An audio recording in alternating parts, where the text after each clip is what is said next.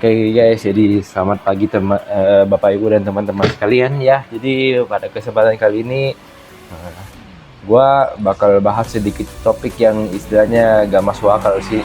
Dan ini sempat jadi perbincangan juga di medsos ya.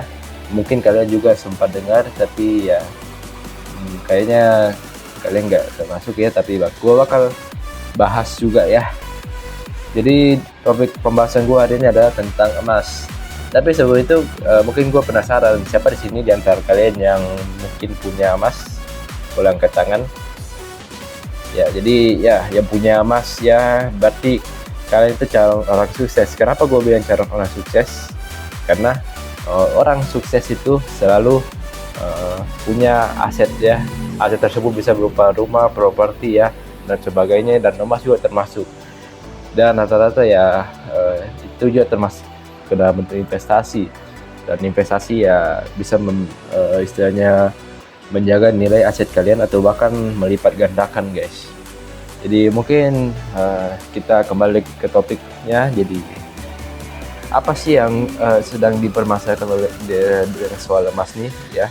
Jadi belakangan ini ya emas sempat menembus harga 2 juta ya. Per hari ini harganya stabil di 1,8 juta pas Antam, dan pernah sampai 2 juta. Dan mungkin kalian mungkin di sini ada dari kalian yang penasaran kenapa harga emas bisa naik gila-gilaan ya. Coba angkat tangan yang penasaran ya. Oke, jadi mungkin sedikit saja sih gua bakal jelasin ya kenapa sih emas itu bisa naik tinggi banget harganya ya. Beras. Jadi kita bakal masuk saja guys. Jadi ada 2 topik yang bakal gua bahas di sini ya. Jadi sekali lagi yaitu semua tentang ketidakpastian ekonomi guys. Ya, jadi ada 3 faktor utama ya. Pertama perang dagang, yang kedua perang senjata ya, dan yang ketiga adalah ketidakpastian ekonomi. Dan itu ketiganya semua berkaitan guys. Dan gue bakal jelasin ya.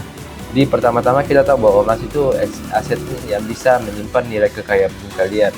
Kalau misalnya harga emas naik itu berarti bukan harga emas yang naik, tapi memang mata uang kita yang melemah, makanya harganya bisa naik ya.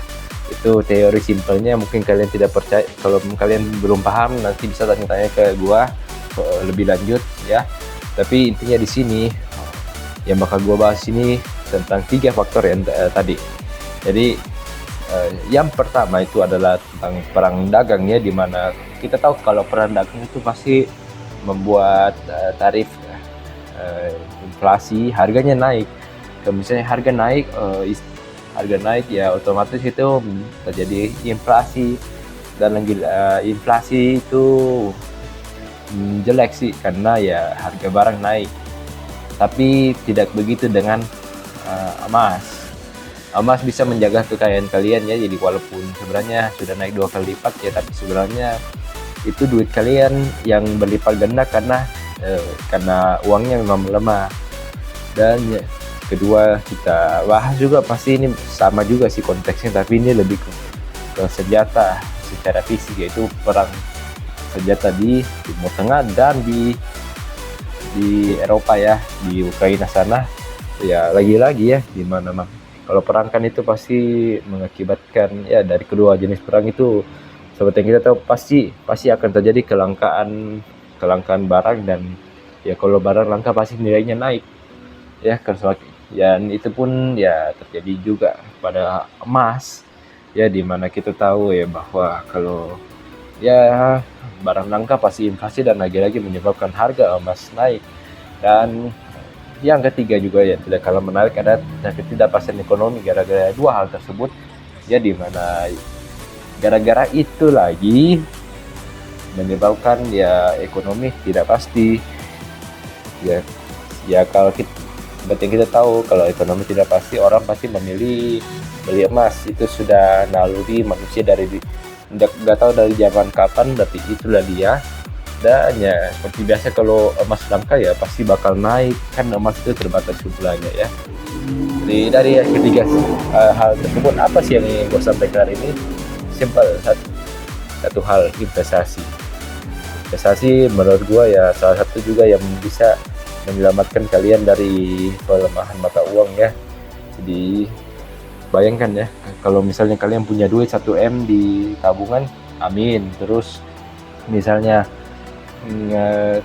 mata uangnya melemah sampai 20%, kalian hilang duit sampai ya kalian hilang duit kalian 200 juta ya. Jadi itulah pentingnya berinvestasi, dan ya pastikan investasinya juga di instrumen yang kalian benar-benar paham cara kerjanya. Oke, jadi terima kasih guys atas perhatiannya, semoga kalian tidak ngantuk ya. Jadi mulailah berinvestasi dari sekarang, karena lebih baik terlambat daripada tidak pernah sama sekali. Oke, thank you.